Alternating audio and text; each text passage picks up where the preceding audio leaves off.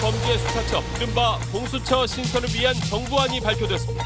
당초 개혁위 권고안에 비해 규모와 권한이 대폭 축소돼 개혁 의지가 후퇴한 게 아니냐는 논란이 일고 있습니다. 문재인 대통령이 현직 대통령으로 처음으로 부산국제영화제에 참석했습니다. 좌편향 논란 속에 블랙리스트에 올라 위축됐던 영화제를 살리겠다며 불악의 적폐청산 의지를 밝혔습니다. 신고리 5, 6호기의 운명을 결정할 시민참여단의 공론조사가 마무리됐습니다. 공론화위원회는 오늘 결과를 담은 최종 권고안을 20일 발표할 예정입니다. 떠다니는 군사기지로 불리는 미국의 핵항공모함 로널드 레이건호가 우리나라 해상에 진입했습니다. 닷새간 진행되는 한미 해상훈련 참가를 위해서인데 국방 한계선 NLL 북쪽 공해상까지 올라갈지 주목됩니다. 오늘 새벽 경기도 성남의 한 다가구 주택에서 불이 나 모녀가 숨졌습니다. 불은 1층에서 났는데 2층에서 잠을 자던 모녀가 미처 대피하지 못했습니다. 어금니 아빠 이영학의 여중생 살해 사건에 대한 경찰 수사는 마무리됐지만 아내 사망이나 기부금 유용 등 의혹들이 꼬리를 물고 있습니다. 경찰이 전담팀을 꾸려 수사에 착수했습니다. 자유한국당이 이번 주 박근혜 전 대통령에 대한 당적 정리에 들어갑니다. 보수정당 통합의 계기가 될지 주목됩니다.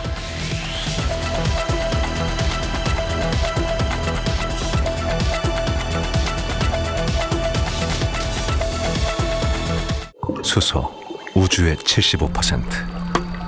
그 무한한 수소로 자동차를 달리게 하다. 현대자동차.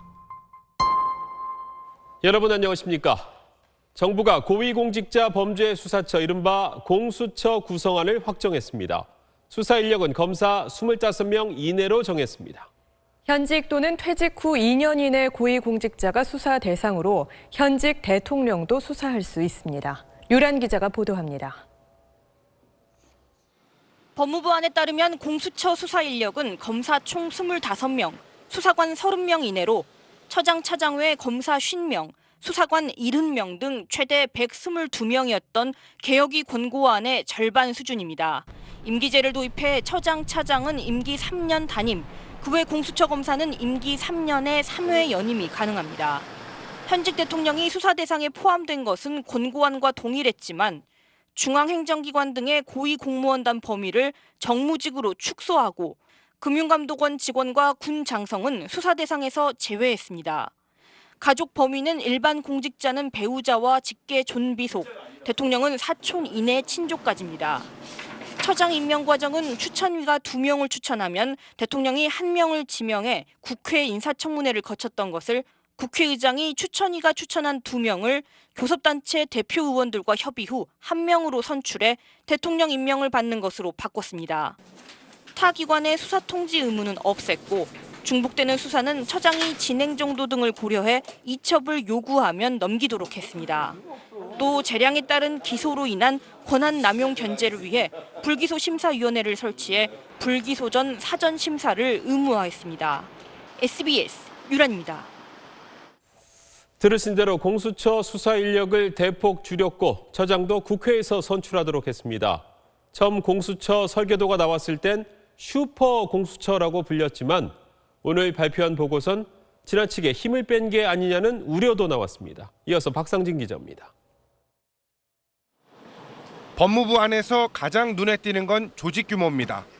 순수 수사 인력을 최대 55명으로 제한해 지난달 개혁위 권고안에 비해 절반 이하로 줄었습니다.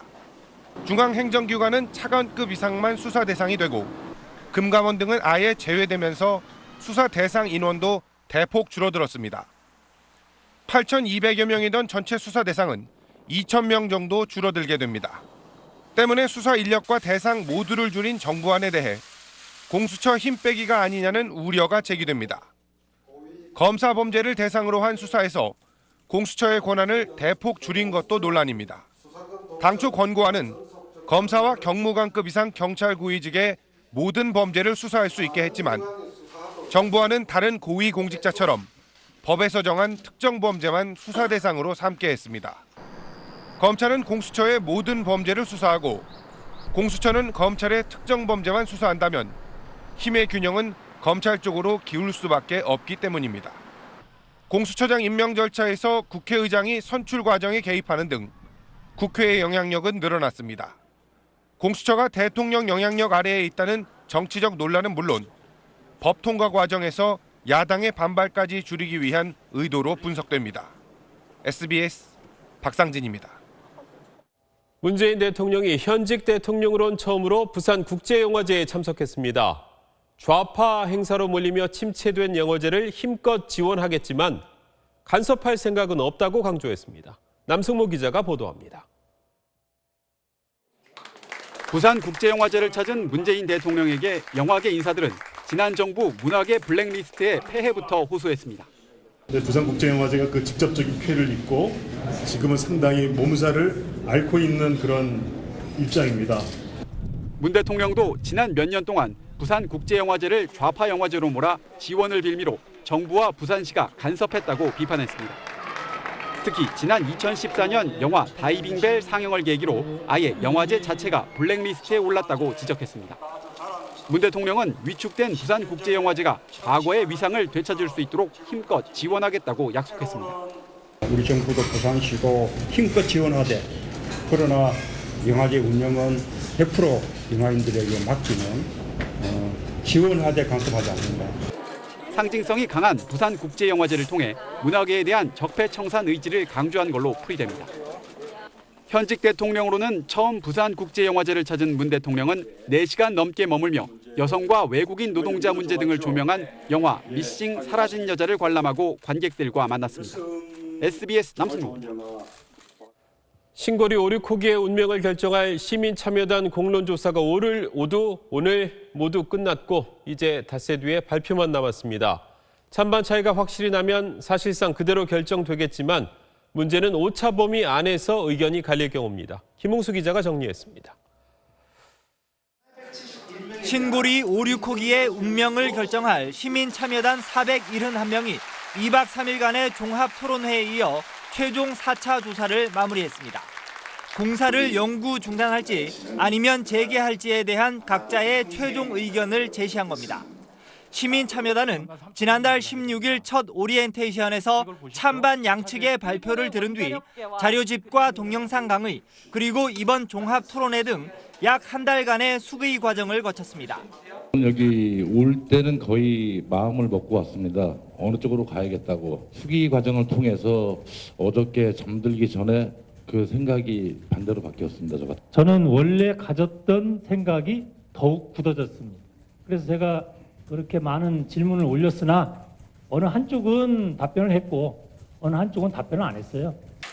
공론화위원회는 최종 조사 결과에 대한 분석 작업을 거쳐 오는 20일 대정부 권고안을 발표할 예정입니다.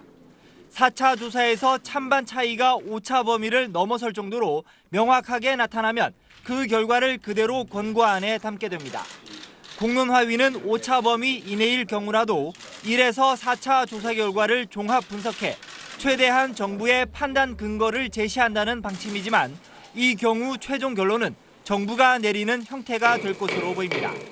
청와대는 신고리 5,6호기 공사 재개 여부에 상관없이 탈원전 정책 기조는 유지한다는 방침입니다. SBS 김웅수입니다. 도발을 이어가던 북한이 한 달째 침묵하는 가운데 미국 전략 무기가 속속 한반도에 집결하고 있습니다. 핵 추진 항공모함 전단도 동해에 배치되는데 과연 어디까지 북상할지, 다시 말해서 북방 한계선 북쪽 공해상까지 올라갈지 관심이 쏠리고 있습니다. 이 소식은 권난 기자입니다. 항공기 70여 대, 핵잠수함 이지스함까지 거느린 떠다니는 군사기지. 미국의 핵항모 로널드 레이건이 우리 해상에 진입했습니다. 내일부터 닷새 동안 동해와 서해에서 진행되는 한미 연합 해군 훈련에 참가하기 위해서입니다. 특히 항모 강습단에 편성된 핵잠수함엔 참수작전에 투입되는 미군 특수전 작전 부대원들이 탑승한 것으로 알려졌습니다. 사거리가 2,000km가 넘는 토마호크 미사일 150여 발을 탑재한 세계 최대 규모의 핵잠수함 미시간도 이틀 전 부산항에 입항했습니다. 한미연합군은 북한의 미사일 경보 훈련은 물론 유사시 북한 선박을 공해상에서 저지하는 훈련도 실시할 계획입니다.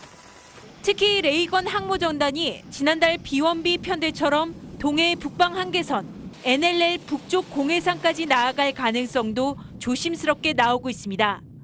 미국의 이제 전략 자산들이 보다 많이 투입돼서 북한의 일반 재래식 전력뿐만 아니라 예상되고 있는 SLBM 위협도 대응하겠다. 그런 의미가 담겨 있다고 볼 수 있겠습니다. 북한은 지난달 15일 중거리 탄도미사일 도발 이후 한 달째 침묵하고 있습니다. 한미연합 해상훈련과 사흘 앞으로 다가온 중국의 19차 당대회는 북한 도발의 분수령이 될 것으로 보입니다. SBS 권란입니다. 네, 다음 소식입니다. 어금니 아빠 이영학이 오늘 두 번째 검찰 조사를 받았습니다. 이와 별도로 경찰은 이영학의 아내 자살 방조 의혹 등에 대해서 전담팀을 꾸려 수사에 나섰습니다. 이현영 기자입니다. 수의를 입은 이영학이 호송차에서 내려 검찰 조사실로 들어갑니다. 검찰은 오늘 오후 서울 동부구치소에 있는 이 씨를 소환해 여중생 살해 혐의에 대한 2차 조사를 벌였습니다. 그동안 조사 결과를 토대로 살인과 시신 유기 혐의에 대한 추가 조사가 진행 중입니다. 경찰도 전담팀을 구성해 남은 의혹을 파헤치고 있습니다. 우선 수사 대상은 아내의 자살을 방조했다는 의혹입니다. 경찰은 숨진 아내의 이마에 있던 무언가에 맞은 듯한 상처를 예의주시하고 있습니다. 이영학은 아내 사망 당시 태연하게 오가며 사건 현장을 수습하는 모습이 CCTV에 포착되기도 했습니다. 경찰은 또 이 씨의 아내가 성폭행당했다며 고소한 이 씨의 의붓아버지 배모 씨에 대해서도 조사에 속도를 내고 있습니다. 어제 배 씨를 상대로 벌인 거짓말 탐지기 조사 결과를 분석하고 있습니다. 이영학은 과거 인터넷에 1인 마사지숍 홍보글을 올리고 10대 청소년을 모집한 정황이 발견되기도 했습니다. 때문에 경찰은 이 씨가 퇴폐업소 등을 직접 운영하며 다른 범죄를 저지른 건 없는지 추적하고 있습니다. 또 아픈 딸을 내세워 모은 기부금으로 호화 생활을 해온 것으로 보고 구청 등에서 자료를 제출받아 이 씨의 기부금 사용처를 파악할 계획입니다. SBS 이현영입니다. 오늘 새벽 경기도 성남시 다가구 주택에서 불이 나 모녀가 숨졌습니다. 불은 1층에서 났는데 2층에서 잠을 자던 모녀가 미처 대피하지 못했습니다.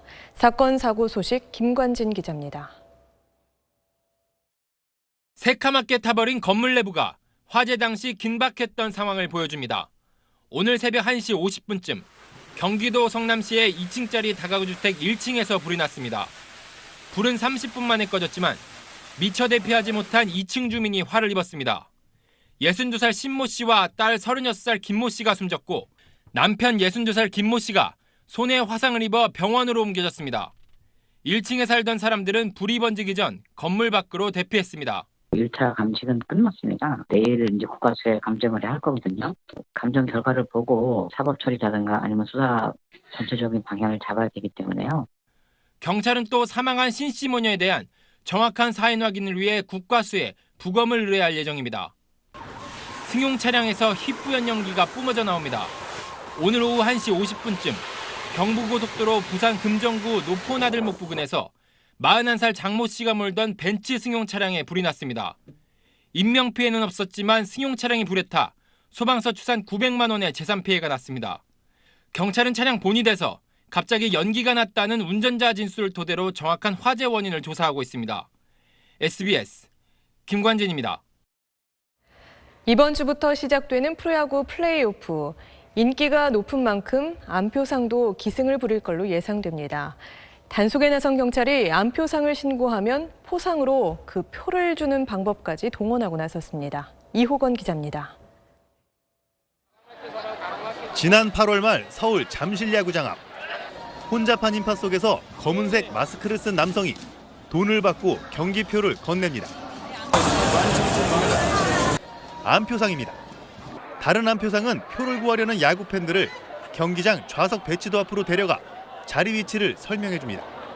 저리로 가야 돼. 안표상들은 야구장 주변 편의점 현금 인출기 앞에서 거래를 시도하거나 안표를 신고해달라는 내용의 현수막 바로 앞에서도 버젓이 안표를 팔고 있습니다. 경찰이 파악한 전문적인 안표상이 잠실구장에만 30여 명에 달합니다. 이번 주 플레이오프 같은 이른바 대목에는 전국의 안표상들이 경기장으로 모여들고 내야의 좋은 자리는 4만 원짜리 표가 5배 이상인 20만 원 이상 가격으로 팔립니다. 온라인으로 판매를 하기 때문에 온라인 프로그램을 이용해서 총책이 구입을 하게 되면 중간책들이 여기 안표상들에게 직접 팔게 되는 거죠. 현장 단속만으로는 한계가 있다고 느낀 경찰이 공익신고제를 활용한 안표상 단속에 나섰습니다. 올해 잠실야구장에서 처음 시작된 공익신고제는 안표를 신고하는 시민들에게 포상으로 해당 안표를 무료로 주는 제도로 이번 정규 시즌에 71명이 포상을 받았습니다. 신고를 할 때는 조금 걱정도 됐어요. 하지만 좋은 일도 하고 야구도 공짜로 들어갈 수 있으니까 입장을 그렇게 해서 좋은 것 같아요. 경찰은 안표상 근절을 위해 이 공익신고제를 다른 야구장들로 확대 시행하는 방안을 검토하고 있습니다. SBS 이호건입니다. 요즘 택배 보내실 때 050으로 시작하는 안심번호 많이 이용하시죠? 개인 전화번호가 외부로 드러나는 걸 막기 위해 택배사가 설정한 일회용 전화번호인데요. 문제는 이 번호로 전화를 걸면 통신료가 2배 이상 비싸다는 겁니다. 무료 통화로 알고 하루에 수백 통씩 전화를 건 택배 기사들이 피해를 보고 있습니다. 원종진 기자입니다. 택배기사 A씨가 택배 송장에 쓰여진 번호로 전화를 겁니다. 안녕하세요. 택배입니다. 네, 지금 아무 안 계시죠? 오늘 계셔요? 네, 좀 이따 가겠습니다. 그런데 전화번호가 050으로 시작합니다. 자신의 원래 전화번호가 일회용 번호로 바뀌는 안심번호 서비스입니다. 한 3년 조금 더 되는 것 같습니다. 지금은 거의 한 40% 이상은 공업 안심번호로 나가니까요. 한 7, 80에서 100통화 정도. 고객 개인정보 유출을 막기 위해 개발된 안심번호 서비스는 번호 제공 사업자가 홈쇼핑이나 인터넷 쇼핑몰 등 업체와 협약을 맺어 제공됩니다. 협약서를 보면 서비스를 이용해도 쇼핑몰 업체의 별도 통신 비용이나 수수료는 없다고 명시돼 있습니다. 하지만 통신료를 모두 전화를 써야 하는 택배기사가 부담하고 있습니다. 이용료는 1분에 30원으로 일반 통화료 14원에 2배가 넘습니다. 그러면서 택배기사들에겐 비용 부담 사실을 알리지 않았습니다. 기사님들한테 이제 부과되는 구조로 돼 있는데 그거 혹시 알고 계셨어요? 몰랐습니다. 금시초문이네요.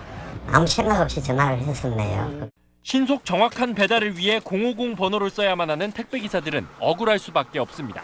비용 부담 등 경제상 불이익을 떠안게 하는 그런 행위도 공정거래법 시행령상 이익 제공 강요 행위에 해당할 수 있습니다. 어떻게 약한 우리 택배 기사들한테 부담을 시킵니까? 근본적으로 계산해야 된다고. 물건을 파는 업체들은 비용 부담 없이 고객 정보 보호를 홍보하고 번호 제공 사업자들은 막대한 수익을 챙기는 동안 택배 기사들은 울며 겨자 먹기 식으로 통신료 부담을 계속하고 있습니다. SBS 원종진입니다. 자유한국당이 이번 주 박근혜 전 대통령에 대한 당적 정리에 들어갑니다. 새삼스레 이 문제가 주목받는 건 보수정당 통합의 계기가 될 가능성 때문이겠죠. 보도에 최고은 기자입니다. 바른정당과의 보수 통합을 추진하고 있는 자유한국당은 이번 주 윤리위원회를 열어 박근혜 전 대통령에 대한 징계를 논의합니다. 혁신위원회 권고안대로 탈당 권유를 결정할 가능성이 큽니다.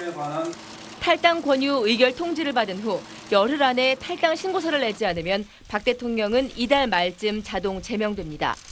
친박 핵심인 서청원 최경환 의원에 대해서는 일단 자진 탈당을 기다리기로 했습니다. 현재 배지를 달고 있는 의원을 그렇게 출당하는 것이 그렇게 쉬운 문제가 아니다. 여건이 만숙이 돼야 되는데 지금 그러한 단계가 있지 않기 때문에 자유한국당의 친박 청산에 맞춰 바른정당 내 통합파 움직임도 빨라지고 있습니다. 김영우, 김용태 등 통합파 의원들은 내일 최고위원회에 통합추진위원회 구성 문제를 안건으로 올릴 계획입니다. 통합에 반대하는 이른바 자강파 의원들에 대한 설득이 쉽지 않아서 통합파의 탈당이 가시화할 가능성도 배제할 수 없습니다. 다만 통합파 내에서도 박 전 대통령 탈당만으로는 명분이 부족하다는 의견이 있어서 탈당 시점과 규모는 유동적입니다. 적폐가 강하게 남아있는 그런 적폐 정당이고 그런 청산 대상에게 굴복하는 겁니다. 자유한국당은 여권의 적폐 청산 작업에 강하게 맞대응하며 보수의 존재감을 부각하려는 노력을 하고 있습니다. 노무현 전 대통령 일가의 $640만 수수 의혹 사건을 재조사하라며 권양숙 여사와 노건호 씨 등 5명을 검찰에 고발했습니다. SBS 최고은입니다. 이번 주 시진핑 중국 주석의 집권 2기가 시작됩니다. 시 주석은 이미 마오쩌둥의 버금가는 절대 권력 체제를 굳혀가고 있죠. 미국을 향한 목소리도 더 커질 것 같습니다. 베이징 정성엽 특파원입니다. 18기 중국 공산당의 마지막 정치 행사인 칠중전회가 어제 폐막하면서 2012년부터 시작된 시진핑 집권 1기 5년이 마무리됐습니다. 칠중전회에선 핵심 의제인 공산당헌 수정을 통해 시 주석의 통치 사상인 치국 이정 이념을 삽입했습니다. 시 주석의 이름까지 명기됐다면 마오쩌둥이나 덩샤오핑 수준의 절대 권력자 반열에 올랐다는 해석도 가능합니다. 이미 공산당 관보나 간부들은 시 주석의 절대 권력에 충성하는 분위기입니다. 以习近平同志为核心的党中央提出了一系列的治国理政的一些新的理念、新的战略、新的思想、新的战略。 오는 18일부터 개막할 19차 당대회는 시 주석이 집권 2기 최고 지도부를 확정하며 절대 권력 기반을 다지는 무대입니다. 시 주석에게 모든 권력이 집중되고 시 주석의 사람들이 최고 지도부 대부분을 채울 것으로 보입니다. 시 주석이 앞으로 5년이 아니라 그 이후에도 계속 권력을 행사하는 포석을 할 거란 전망도 많습니다. 시진핑 주석은 더욱 굳건해진 절대 권력을 바탕으로 이 북핵 문제나 미중 관계에서 더욱 중국의 목소리를 높일 것으로 보여 그만큼 독단적인 1인 권력 집중의 폐해에 대한 우려도 함께 제기되고 있습니다. 베이징에서 SBS 정성엽입니다. 우리나라에서 사형은 1997년 12월 이후 20년 가까이 집행되지 않고 있습니다. 그래서 국제사회에서도 실질적인 사형 폐지국으로 분류되고 있습니다. 하지만 최근 어금니 아빠 사건처럼 반인륜적인 범죄가 발생할 때면 사형제를 부활시키자는 목소리가 커지곤 합니다. 시민들의 생각은 어떤지 손영환 기자가 열린 마이크에서 들어봤습니다. 어금니 아빠로 유명한 이 영학의 신상을 경찰이 공개했습니다. 성욕을 해소하기 위해 천사에서 악마로 모습을 바꾼 일명 어금니 아빠 이영학의 잔혹한 범죄는 우리 사회에 큰 충격을 줬습니다. 이런 흉악한 범죄가 발생할 때마다 사형 집행을 요구하는 목소리는 높아집니다. 범죄자들에게 그런 선례를 보여준다면 경각심을 심어줄 수 있을 거라고 생각하기 때문에 저는 개인적으로 찬성하는 부분입니다. 피의자 인권보다 이제 피의자에 의해서 철저하게 유린당한 피해자의 인권에 대해서 생각을 해야 될 것 같고. 하지만 반론 역시 만만치 않습니다. 법원 역시 오판할 수 있는 만큼 결과를 돌이킬 수 없는 사형제는 없애야 한다는 의견입니다. 미국에서도 나중에 무죄인 경우가 있었지만 이미 사형이 집행돼서 그 억울함을 풀 수 없는 경우가 많이 있었고. 유가족들이야 얼마나 참 원통하고 그러겠습니까. 그러나 국가 공권력으로 사람의 목숨을 앗아간다는 게 이건 다시 한번 생각해 봐야 된다고 생각합니다. 사형제 대안을 놓고 논의가 활발합니다. 일례로 절대적 종신형, 즉 가석방 없는 무기징역이 거론되지만 의견이 모아지지 않고 있습니다. 오판의 가능성이 존재하고 절대적 종신형 제도라든지 가석방 없는 무기징역이라든지 이런 제도들이 논의가 되고 있는데 이런 것을 제도를 통해서 보완하는 측면으로 가야지. 가석방 없다는 것도 그 본인한테 그럼 죽을 때까지 그 교도소 안에 있어야 된다는 얘기인데 과연 교화가 될까요? 그 안에 있다는 건 이건 교화시키는 게 목적이거든요. 현재 교도소에 수감 중인 사형 확정자는 모두 61명. 그간 사형제를 완전히 없애자는 법안이 6번 국회에 제출됐지만 번번이 소관상임위원회 문턱을 넘지 못했습니다. SBS 손형환입니다. 재활용 말고 새활용이라고 들어보셨습니까? 자원을 단순히 재활용하는 차원을 넘어 디자인을 입혀 가치를 높이는 겁니다. 아이디어가 돋보이는 새활용 제품들을 한지연 기자가 찾아봤습니다. 버려진 자전거 부품을 쇠꼬챙이로 장식하고 전구를 끼웠더니 은은한 빛을 내는 세련된 조명이 됩니다. 요리조리 잘라 바느질한 양말에 솜을 넣자 오동통한 고양이 인형이 되고 헌 우산천은 예쁜 필통으로 변신했습니다. 새 활용을 통해 새 생명을 얻은 제품들입니다. 이렇게 버려진 물건 가지고 사람 감동시킬 수도 있고 이게 더 지혜롭고 창인 것 같아요. 원재료의 장점을 최대한 살리면서도 이 원단이 얼마큼 좋냐면은 물에 강하고 고온에 특히 강해서 오래오래 사용할 수 있다는 독특한 디자인을 더해 가치를 높인 겁니다. 누가 썼던 거를 쓴다고 하면 조금 거부감이 들잖아요. 근데 예쁘기도 하고 충분히 많이 실생활에 사용할 수 있을 것 같기도 하고요. 지금까지 소규모로 이뤄져온 새활용이 최근 전용 복합 공간이 마련되면서 새로운 산업으로의 물꼬를 텄습니다. 재료 수거부터 가공, 제품 생산에서 판매까지 전 과정이 원스톱으로 진행됩니다. 이곳은 새활용에 쓰이는 소재가 있는 소재은행인데요. 현재 가장 많이 유통되고 있는 20개의 소재를 제공하고 있습니다. 서울에서 하루에 버려지는 쓰레기만도 42,000톤. 새활용은 환경보호뿐 아니라 경제적으로도 의미 있는 고부가가치 산업으로 성장해 나갈 것으로 기대됩니다. SBS 한지연입니다. 대형 마트와 백화점들이 입점업체의 매장 판촉사원의 인건비 대부분을 떠넘겨왔습니다. 이른바 유통갑질로 지적받아 왔는데 이를 막는 법안이 국회에서 추진됩니다. 이한석 기자입니다. 대형 유통매장에서 판촉 활동을 하는 직원들은 대부분 파견 사원들로 이들의 인건비는 주로 납품업체가 떠맡아왔습니다. 납품업체가 자발적으로 직원 파견을 요청하면 인건비를 부담해야 한다는 법 조항을 근거로 대형 유통업체들이 파견 사원 요청서를 받아왔기 때문입니다. 유통 갑질이란 지적이 잇따랐고 여당이 이를 근절하는 법안을 내놨습니다. 파견 사원 인건비의 절반 이상을 대형 유통업체가 분담하도록 했습니다.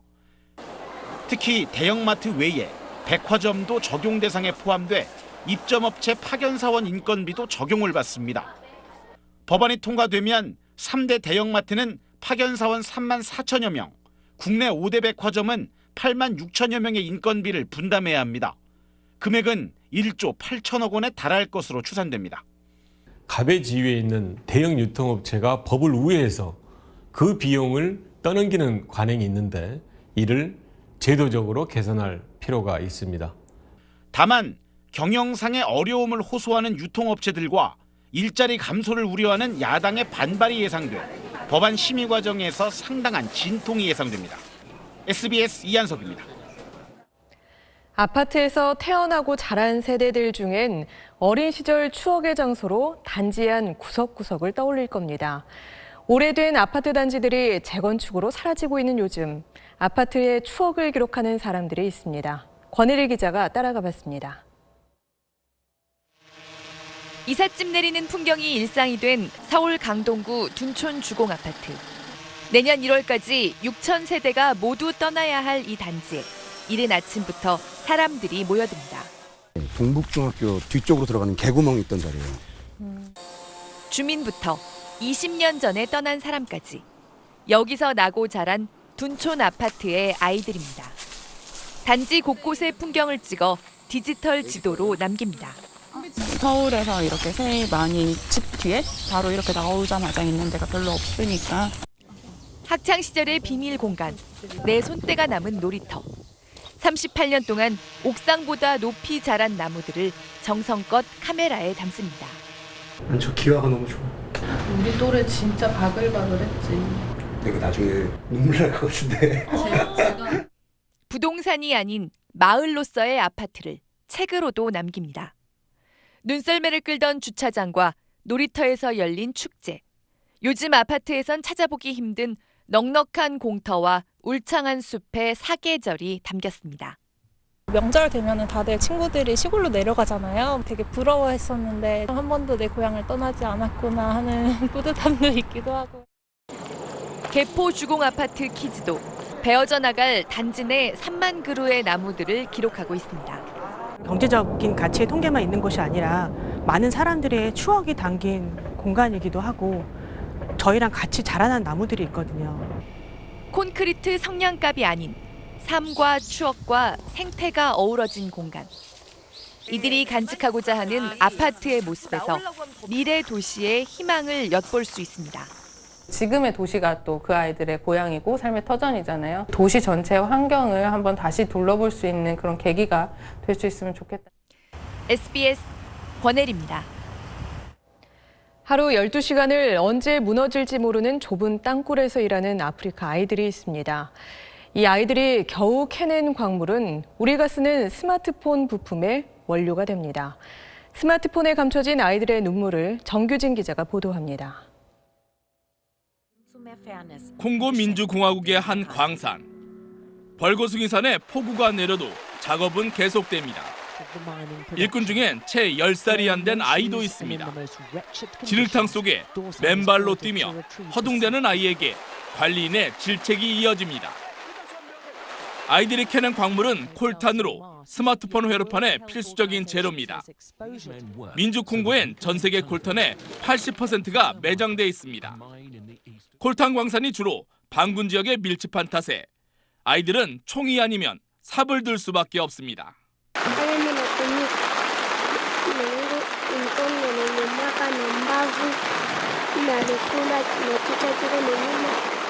금과 주석 등 스마트폰에 들어가는 다른 광물의 채굴 현장에서도 아동노동 착취가 다반사입니다.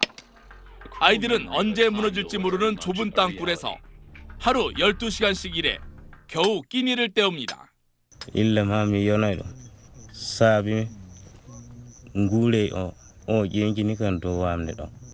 마스크도 없이 매일 흙먼지를 들이마시고 채굴 작업으로 혼탁해진 물을 마시며 병 들어갑니다.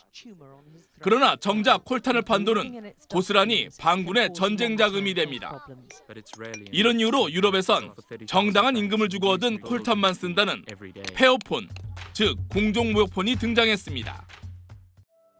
하지만 근본적으로 노동 착취가 사라지지 않는 한 스마트폰에 새겨진 아프리카 아이들의 고통은 치유될 수 없습니다. SBS 정규진입니다. 네. 직원들이 함께 반려동물을 키우거나 집에서 키우는 반려동물과 함께 출근할 수 있는 직장이 늘고 있습니다. 일이 잘 될까 싶은데 업무 능률이 올랐다는 연구 결과도 있습니다. 정혜경 기자가 보도합니다. 한 소프트웨어 사무실 책상에 한가롭게 앉아있는 고양이 토시의 별명은 토가장입니다. 길에서 유기된 고양이를 사무실에서 직원들이 함께 키운 지도 벌써 5년째. 사료 배식이나 고양이 화장실 청소도 직원들이 당번을 정해 즐거운 마음으로 합니다. 항상 조금 긴장하고 집중해서 일을 하게 되는데 한 번씩 또 끊어주는 역할을 제가 하는 것 같아요. 오락부장관 같은 느낌. 매년 20% 이상 매출이 증가하는 등 좋은 실적을 낼 수 있었던 것에는 이런 유연한 직장 문화의 영향도 컸다고 말합니다. 새로운 자극이 좀 필요한데 토시랑 좀 놀다 보면은 좀 머리 정리도 되고 아까 못했던 생각들도 또 나기도 하고요. 구글이나 아마존 같은 굴지의 외국 대기업은 이미 반려동물과의 동반 출근을 허용한 상태. 국내에도 이처럼 직원들과 반려동물을 함께 키우거나 키우는 반려동물을 데리고 출근할 수 있는 직장이 속속 생겨나고 있습니다. 반려동물 인구가 늘면서 동물 친화적인 직장 문화가 업무 생산성을 높인다는 연구 결과도 있습니다. 복지의 일환이라고 보는데요. 임금을 많이 주고 이런 것도 당연히 중요하지만 직원들의 문화적인 욕구를 풍족시키는 것도 굉장히 중요하다고 보거든요. 1인 가구 시대와 함께 열린 반려동물 인구 1000만 시대가 새로운 직장 문화를 만들고 있습니다. SBS 정혜경입니다.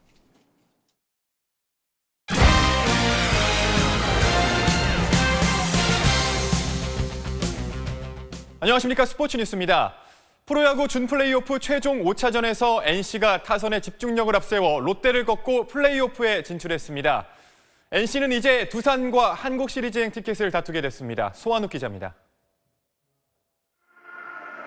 비가 오락가락하는 궂은 날씨 속에 경기가 진행된 가운데 4회까지는 NC 해커와 롯데 박세웅, 양팀 선발 투수들의 호투로 영의 행진이 이어졌습니다. NC가 5회 초 무서운 집중력으로 승부를 갈랐습니다. 노아웃 1, 2루 기회에서 4번 타자 스크럭스가 1타점 적시타로 영의 균형을 깼고 은퇴를 앞둔 베테랑 이호준이 바뀐 투수 조정훈의 공을 감각적으로 밀어쳐 추가점을 뽑았습니다. NC는 5회 타자 1수 나면서 안타 5개, 볼넷 4개를 묶어 대거 7점을 뽑았습니다. 8회에도 2점을 보탠 NC는 9대 0으로 이겼습니다. 시리즈 전적 3승 2패로 롯데를 따돌리고 3년 연속 플레이오프에 진출했습니다. 우리 선수들이 또 힘내서 준 플레이오프를 또 넘어가는 것 같습니다. 플레이오프도 끝까지 응원 많이 해주시고요. 또 선수들과 우리 스태프들 다 같이 열심히 또 뛰겠습니다. 1차전에 이어 마지막 5차전에서도 롯데 타선을 꽁꽁 틀어막은 에이스 해커가 준 플레이오프 MVP로 선정됐습니다. 거인을 쓰러뜨린 NC는 이제 잠실로 이동해 두산과 한국 시리즈행 티켓을 놓고 물러설 수 없는 맞대결을 펼칩니다. 정규리그 3위에 오르며 5년 만에 포스트 시즌에 진출했던 롯데는 안방에서 아쉽게 가을 잔치를 마감했습니다. SBS 소환욱입니다. 뚜르드 프랑스에서 4번이나 우승한 세계적인 사이클 스타 크리스 프롬이 국내 아마추어 선수들과 함께 평창올림픽 성공 개최를 기원하는 레이스를 펼쳤습니다.